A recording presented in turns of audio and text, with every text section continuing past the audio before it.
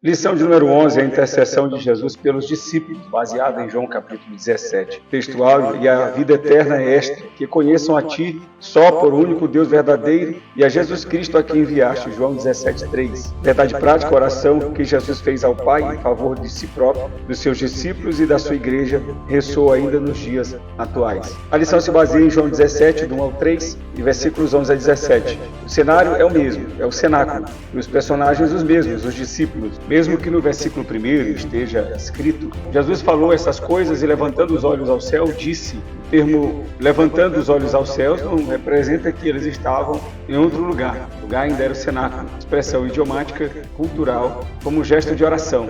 E aqui Jesus continua revelando a agenda do céu, quando ele diz: Pai, é chegada a hora, glorifica teu Filho para que também o teu Filho te glorifique. Essa oração revela muito a respeito da própria pessoa de Cristo. Do versículo 1 ao 5, Jesus ora por si mesmo. E aqui nós temos a revelação de um Salvador com a autoridade suprema. Pois no versículo 2 diz: pois lhe deste autoridade sobre toda a carne, para que conceda a vida eterna. A versão que está na lição diz: assim como lhe deste poder sobre toda a carne, para que dê a vida eterna a todos quanto lhe deste. Pois ainda no versículo 1, quando o texto diz: glorifica a teu Filho, para que também o teu Filho glorifique a ti. Glória aqui fala da obra expiatória. A cruz foi o palco da revelação da glória do Pai e do Filho. Nós temos a palavra glória em outros versículos desse capítulo. No versículo 4, eu glorifiquei-te na terra, tendo consumado a obra que me deste a fazer. Referência semelhante à que está no versículo 1 do capítulo 17.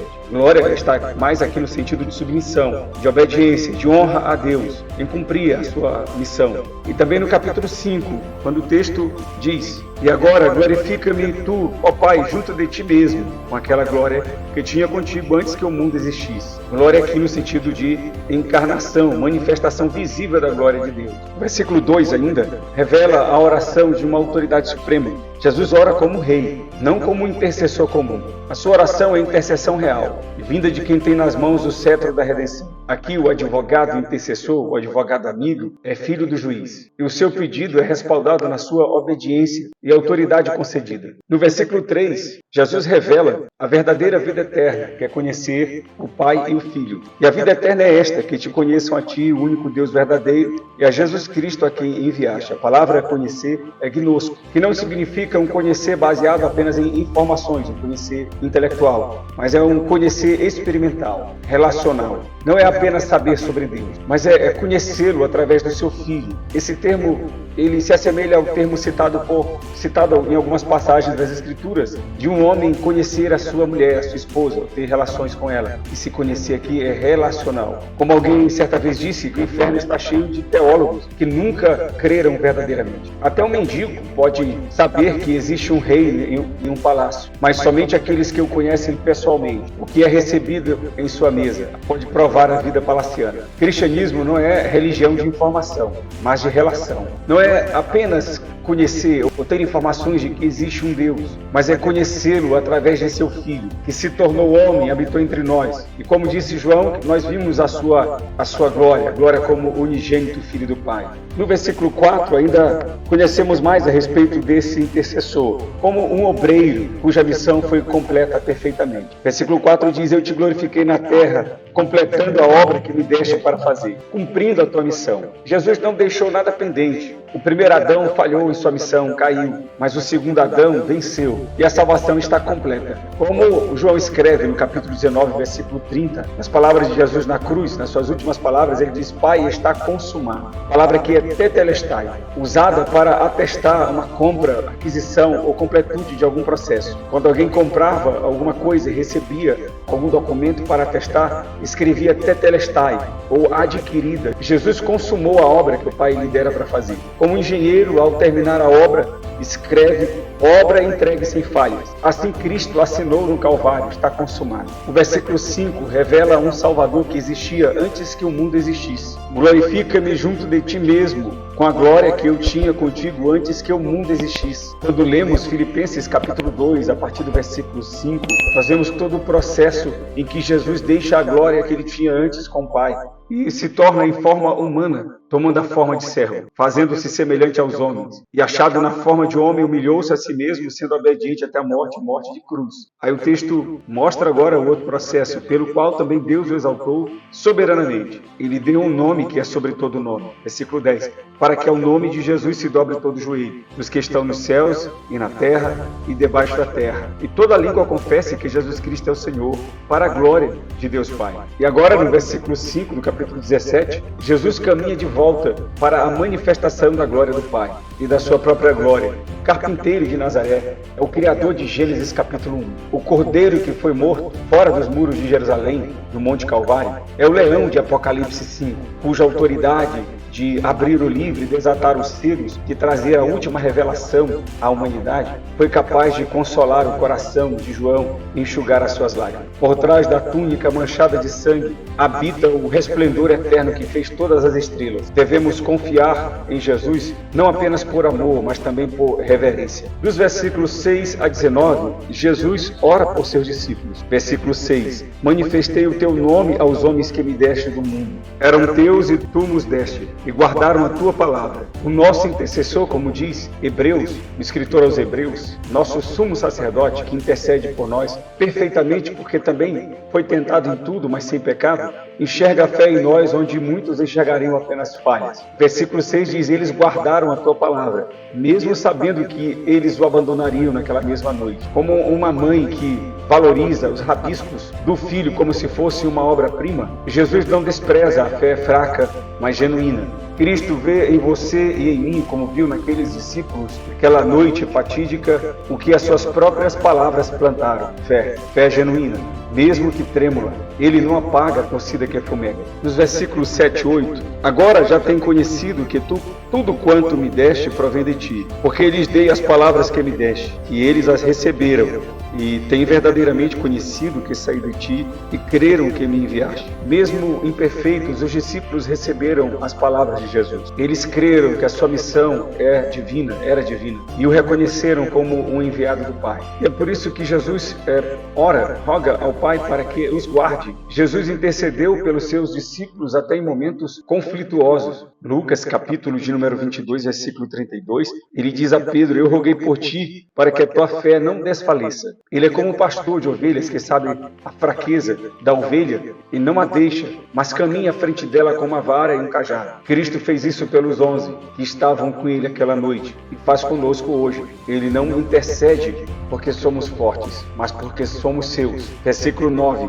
Eu rogo por eles, não rogo pelo mundo, mas por aqueles que me deste, porque são teus. E todas as minhas coisas são tuas, e as tuas coisas são minhas. E nisso sou glorificado. E eu já não estou mais no mundo, mas eles estão no mundo, e eu vou para ti. Pai Santo, guarda em teu nome aqueles que me deste, para que sejam um assim como nós. Estando eu com eles no mundo, guarda-os em teu nome. Tenho guardado aqueles que tu me deste, e nenhum deles se perdeu, senão o filho da perdição, para que a Escritura se cumprisse. Agora vou para ti, e digo isto no mundo, para que tenham a minha alegria completa em si mesmo. Dei-lhes a tua palavra, e o mundo os odiou porque não são do mundo, assim como eu não sou do mundo. Não peço que os tires do mundo, mas que os livres do mal. Aqui Jesus ora especificamente por seus discípulos, mas isso não quer dizer que ele não rogasse por todos. Na cruz, Jesus intercede por todos. Ele rogou por todos, inclusive pelos malfeitores. João 3,16 diz que Deus amou o mundo de tal maneira que deu seu Filho unigênito, para que todo aquele que nele crê não pereça, mas tenha a vida eterna. A sua oração aqui era específica porque tinha um alvo, a sua igreja. Se lermos o versículo 21, deixa claro que o seu objetivo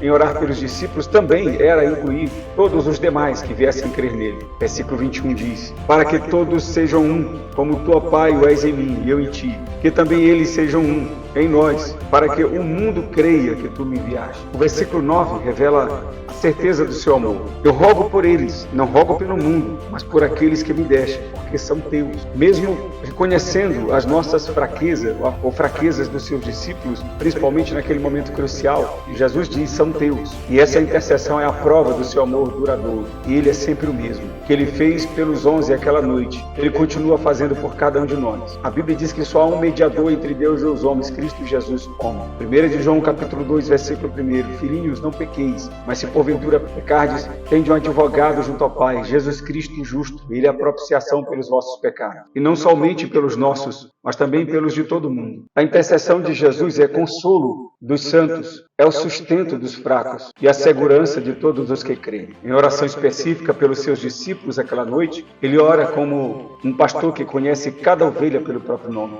João capítulo 10, versículo 14. Eu sou o bom pastor e conheço as minhas ovelhas, e das minhas sou conhecido. Versículo 15 diz: não peço que os tires do mundo, mas que os livres do mal, vivendo sempre para interceder por eles, como o que está escrito em Hebreus capítulo 7, versículo 25, Salmo 121, versículo 7, o Senhor te guardará de todo o mal que ainda nos cerca. Como Jesus disse, eles ainda estão no mundo, mas não nos consomem. A oração de Cristo é um escudo invisível contra o maligno, como uma cerca de fogo, como o dito em Jó capítulo 1, versículo 10. Mas isto não quer dizer que não temos responsabilidade com respeito à nossa vida espiritual. Em João 14:3, Jesus promete nos buscar para estarmos com Ele para sempre. Em João 17:24, Jesus roga ao Pai para que estivéssemos com Ele. Pai, aqueles que me deste, quero que onde eu estiver, também eles estejam comigo, para que vejam a minha glória, a glória que me deste, porque Tu me has amado antes da criação do mundo. Aqui em João 17:15, Jesus roga para que o Pai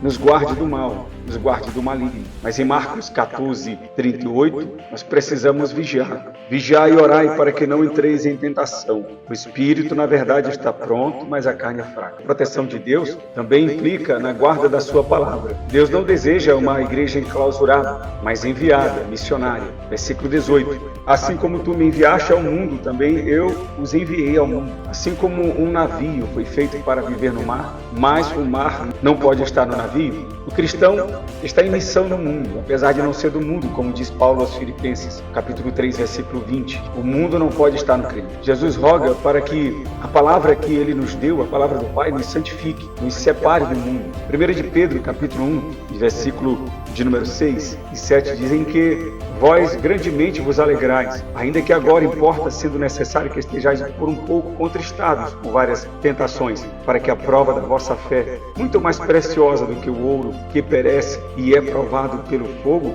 se ache em louvor e honra e glória na revelação de Jesus Cristo. E esse processo de santificação não se compara a um ornamento, mas a um caminho, porque nos conduz e conduz outros conosco à glória de Cristo. Conforme 2 Timóteo, capítulo 2, versículo 3, sofre, pois, comigo as aflições como bom soldado de Jesus Cristo. Ele não ora para que sejamos tirados do mundo, mas que sejamos sustentados nele por meio da fé. A oração de Cristo é pela preservação e não pela fuga. É uma intercessão que visa formar o caráter de Cristo em nós. Versículo 17. Santifica-os na verdade, a tua palavra é a verdade. A oração de Jesus não visa apenas nos livrar, mas nos transformar, para sermos conforme a sua imagem, de acordo com Romanos capítulo 8, versículo 29. Ser guardado do mal não é ter uma vida cômoda, mas crescermos na graça, ser fortalecido na graça de Deus, conforme Paulo diz a Timóteo na sua segunda carta, capítulo 2, versículo 1. Tu, pois, filho meu, fortifica-te na graça que há em Cristo Jesus. O ouro só se torna puro se passar pelo fogo. Cristo ora pelos seus discípulos para que eles possam brilhar como ouro, e não para que escapem do fogo da provação. Essa oração contempla três coisas gloriosas. A primeira é a santificação, a segunda é a unidade,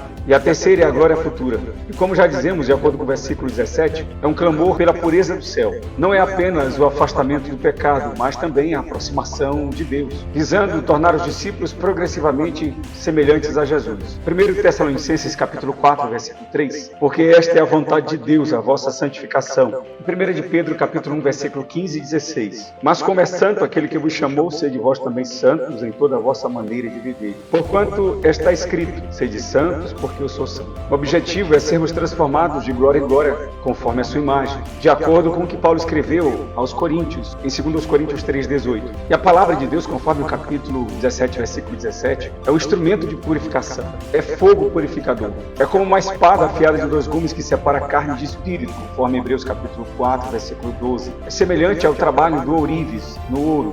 O trabalho de purificação ele vai até o ponto em que o ourives consegue ver a sua própria imagem refletida no ouro. Assim, a purificação do crente no mundo vai até ser Cristo refletido em sua vida. Santidade é a credencial do céu na terra. Argumentos podem até ser refutados, informações podem ser contraditadas, mas vida santa não. A santidade treina a alma para habitar na presença de Deus. Dos versículos 20 ao 26, Jesus ora por todos os que creem. E é por isso que no versículo 21 está escrito: para que todos sejam um, como tu, ó Pai, o és em mim e eu em ti. E essa unidade é uma unidade que convence, é uma unidade evangelizadora. O versículo 21 termina dizendo: para que o mundo creia que tu me enviaste. Ela tem um caráter revelador, a oração do capítulo 17, um caráter transformador ou santificador, um caráter de preservação, mas também um caráter de unidade e um caráter evangelístico. João capítulo 13, versículo 35: nisto todos conhecerão que sois meus discípulos, se vos amardes uns aos outros. E aqui vemos claramente o que Paulo pregou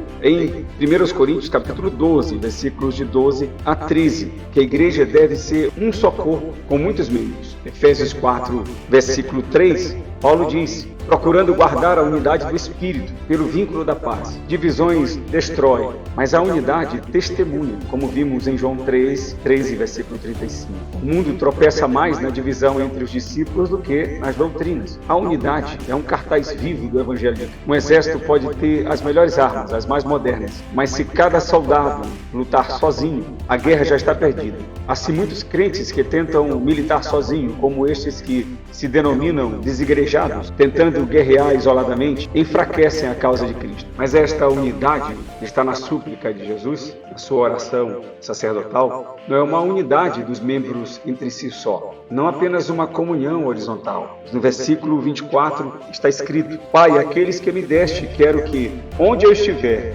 também eles estejam comigo. Veja, o texto diz: onde eu estiver, também eles estejam comigo. Não há paraíso sem Cristo, não há descanso sem Jesus, não há salvação sem Salvador, não há comunhão com Deus sem ser através do Filho de Deus. Filipenses no capítulo 1, versículo 23. Mas de ambos os lados estou em aperto, tendo desejo de partir e estar com Cristo, porque isto é ainda muito melhor. Em 1 João capítulo 3 e versículo 2, diz: seremos semelhantes a Ele porque o veremos como Ele é. O fim da fé, da vida militante e peregrina da igreja aqui na terra, é o Senhor Jesus. É a glória de Deus, revelada no Pai, no Filho e no Espírito Santo. Então a oração de Jesus em João 17, ela nos revela 3 presentes eternos, apesar de revelar, principalmente essa principal revelação, a pessoa de Jesus e a vontade gloriosa do Pai, nos revela a ação poderosa do Espírito Santo. É uma santidade para hoje, para o presente. É uma unidade para a jornada, para a caminhada. E a glória para a eternidade. É uma oração que alcança o trono do Pai e sustenta o crente na terra. Se Jesus orou por isso, quem somos nós para rejeitar, para negligenciar ou desprezar estas bênçãos? O Filho de Deus orou por nós antes que tivéssemos o nome. Ele pensou em nossa santidade. Ele orou por mim e por você para que tivéssemos unidade e nos preparou um lugar na glória. E é nisto que a nossa alma deve descansar. O seu propósito foi cumprido na cruz do Calvário e a sua oração jamais deixou de ser ouvida, como o próprio Jesus falou em João capítulo 11, versículo 42. Quando ele ora ao Pai diante do túmulo de Lázaro: eu bem sei que sempre me ouves. Que benefício maravilhoso ser alvo da intercessão de Jesus e ter revelações gloriosas como essa. Tenha uma boa aula e que Deus abençoe.